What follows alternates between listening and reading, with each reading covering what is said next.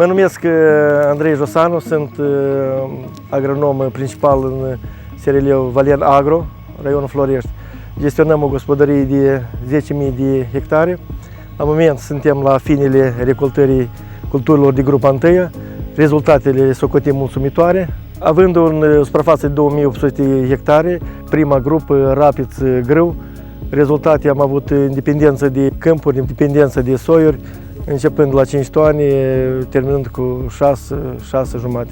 Vreau să spun că în gospodărie s-au cultivat numai soiuri selecția din Odessa și de care suntem foarte mulțumiți. Dacă să vorbim de preț, prețul, părere la toți fermierii, e o catastrofă pentru fermierii din Moldova.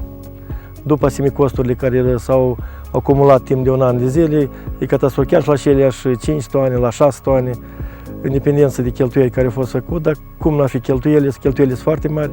Inputurile din anul 22, inclusiv primăvara 23, când erau prețuri la același cas, îngrășăminte cu azot erau 70-80 mii tone, dar cred că s-au găsit soluții și ieșit din situație.